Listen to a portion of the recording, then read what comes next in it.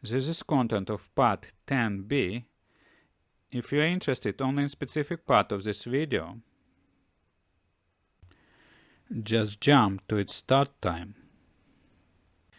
Next, I would like to give some recommendation on how to improve the fabrication technology in order to get better interface quality.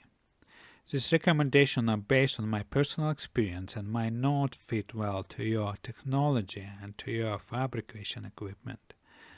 This is a list of possible technological methods to improve the quality of interface. The first method is use of a thicker buffer layer. Even in case when the substrate is relatively smooth, like the case of thermo-oxidized silicon dioxide, still some residual roughness may remain.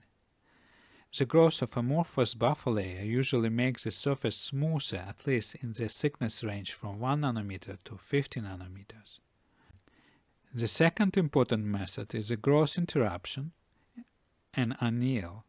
When the growth is interrupted, the atoms migrate or diffuse across the surface, making the surface smoother. However, the anneal temperature should not be too high, otherwise metals of different layers interdiffuse into each other, destroying good interface. The time of the growth interruption should be optimized. To get a smoother surface, the interruption should be longer. However, when there is some source of contamination in the chamber, the long interruption may create the interface contamination. As I have explained earlier, even one foreign atom at the interface changes the orbital deformation and therefore coefficient of spin-orbit interaction. The growth interruption are useful not only for growth of metal, but an oxide as well. In particular, the growth interruption and anneal is very important for the growth of gate oxide. The low density of defects is critical for the gate oxide.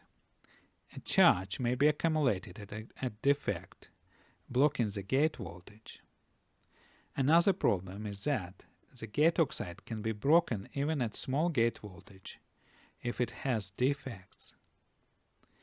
Even in the case of thin gate oxide of few nanometers, several growth interruptions are important in order to get a good quality of gate oxide.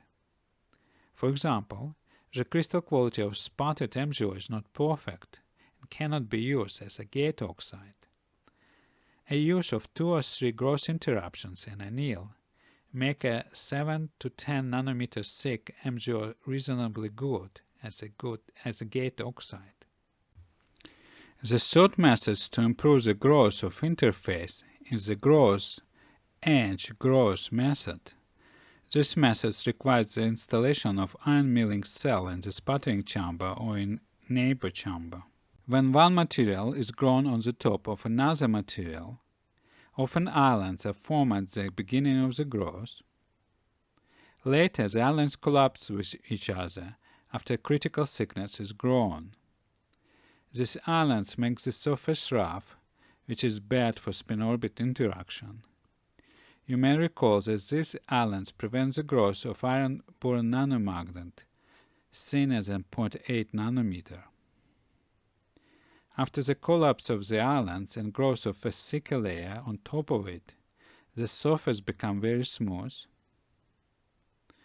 Such a change of growth is called a change from 3D to 2D growth.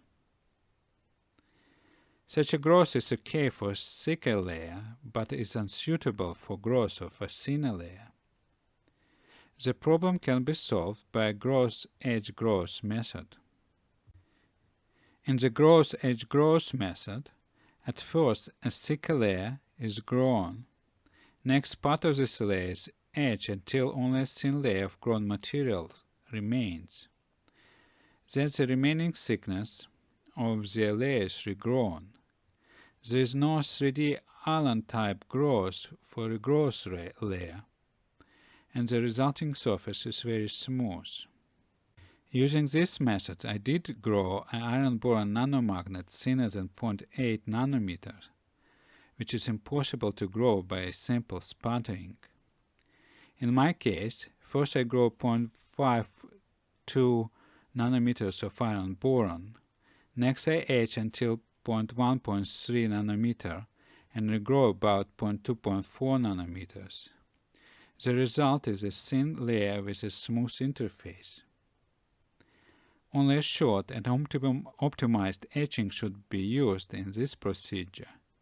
In my experience, when the etching is not optimized, the interface becomes rough, and as a result, practically there is no spin-orbit interaction. For example, the oscillation of anisotropy field disappears.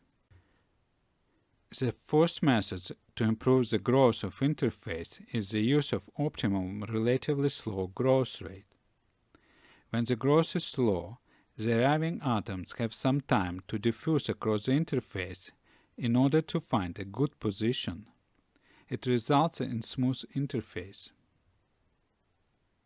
However, the growth should not be too slow. In the case when there is a source of contamination inside the growth chamber, and practically it is nearly always the case, a very slow growth rate leads to contamination of growing surface, which leads to rough interface.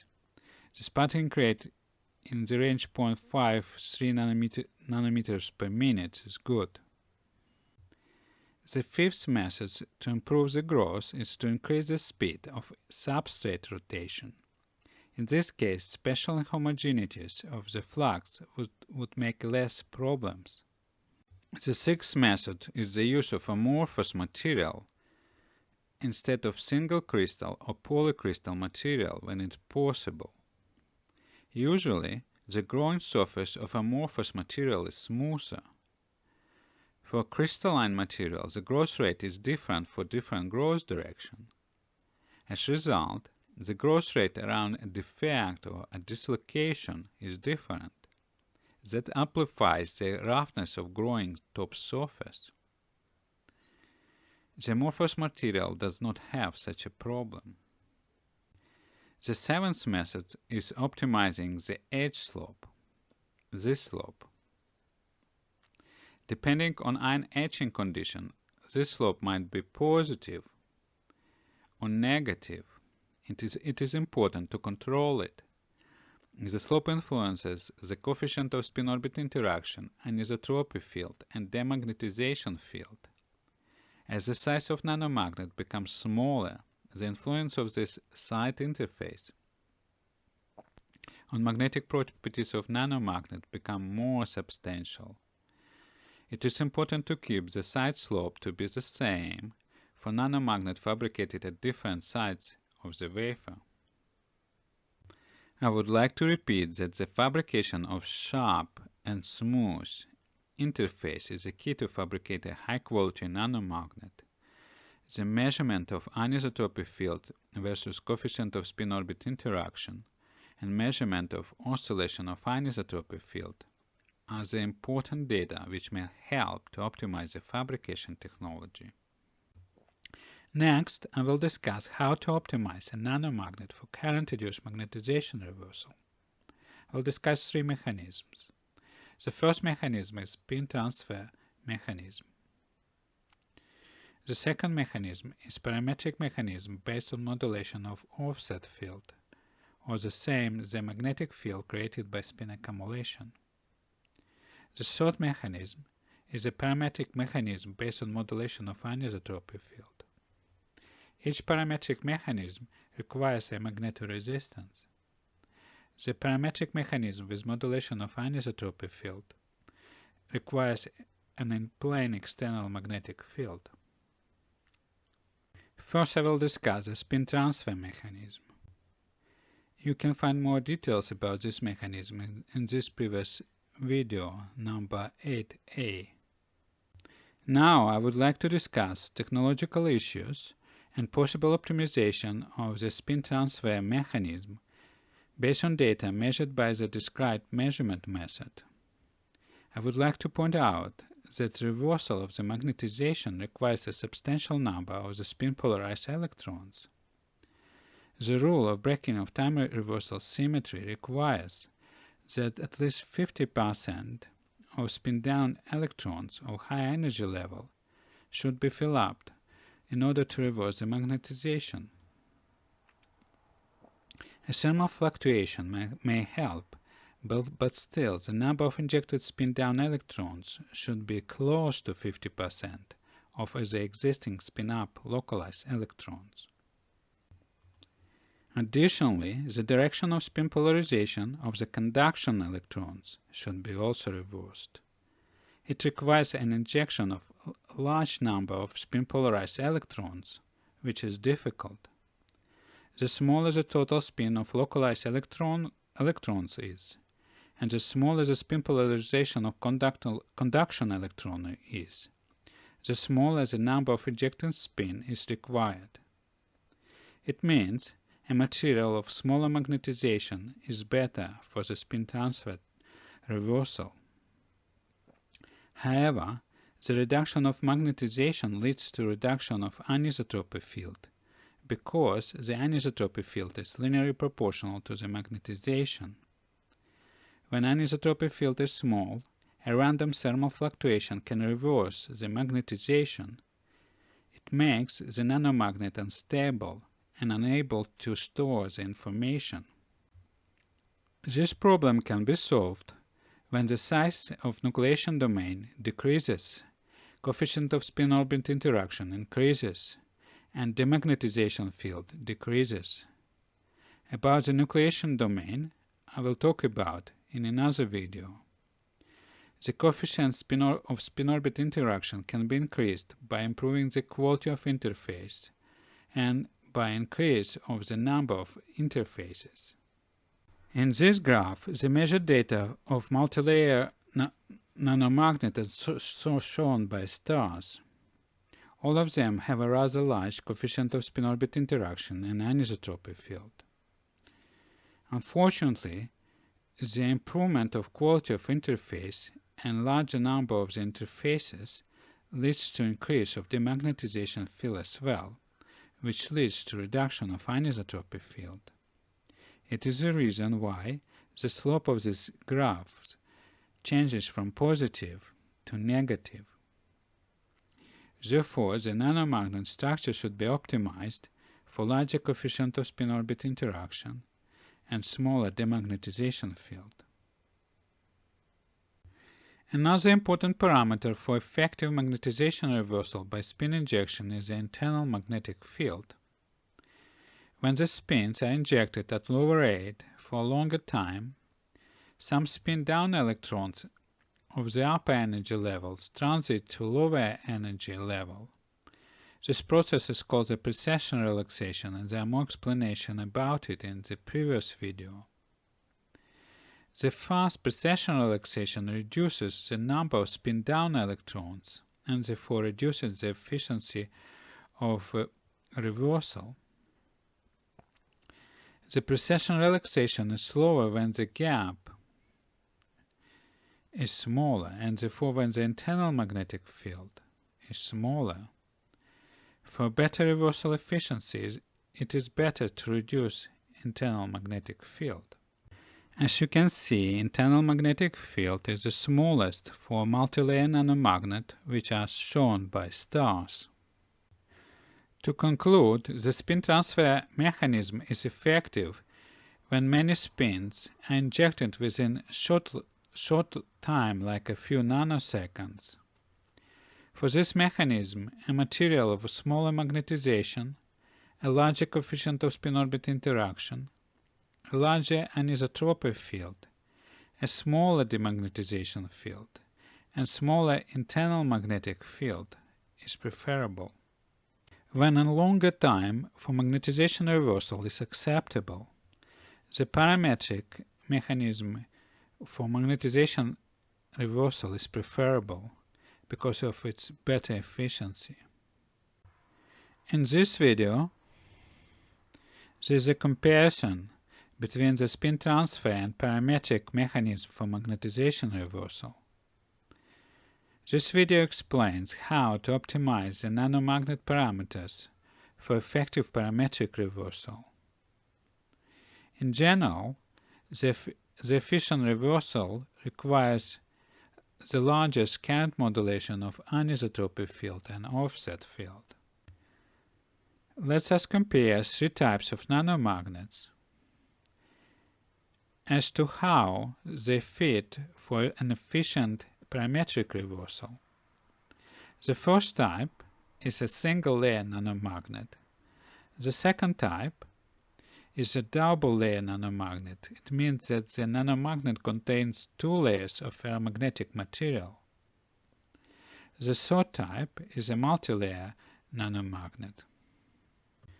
Usually, a single-layer nanomagnet has a low coefficient spin-orbit interaction, which is close to zero. In double-layer nanomagnet, coefficient of spin-orbit interaction becomes moderate. The coefficient spin-orbit interaction is very large in multi-layer nanomagnet with moderate number of layers, but coefficient of spin-orbit interaction decreases when the number of layers further increase. It depends very much on how good the quality of interfaces the fabrication technology is able to provide. For the technology I have used, coefficient spin-orbit interaction increases when the number of ferromagnetic layers increases up to 5, and next decreases. For an effective parametric magnetization reversal, there are two options. Either current modulation of anisotropy field or current modulation of offset field can be used. In both cases, the reversal is more effective in the case of larger current modulation.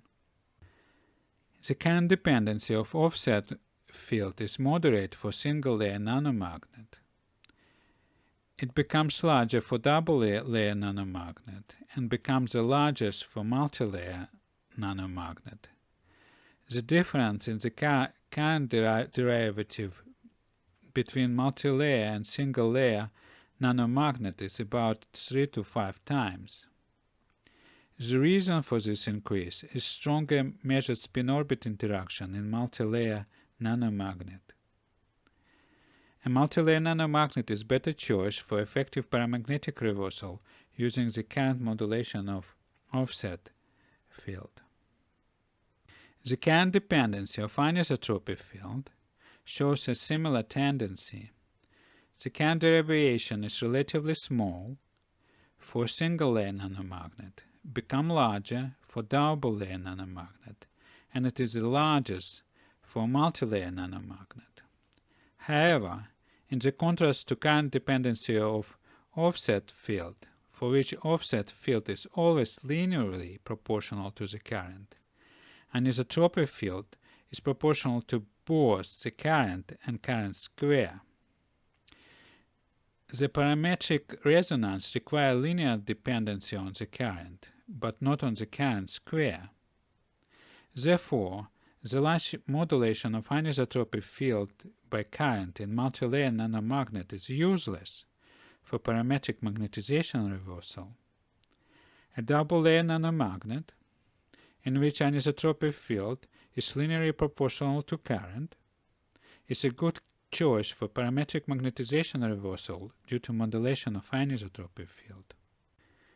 I would like to remind you that the merit of reversal mechanism based on modulation of anisotropy field is the requirement of in-plane external magnetic field, which is not required for the mechanism based on modulation of offset field.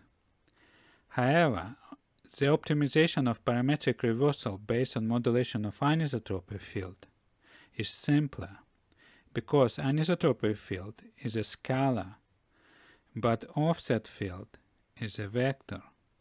As I explained in the previous video, the adjustment and optimization of offset field is not so simple.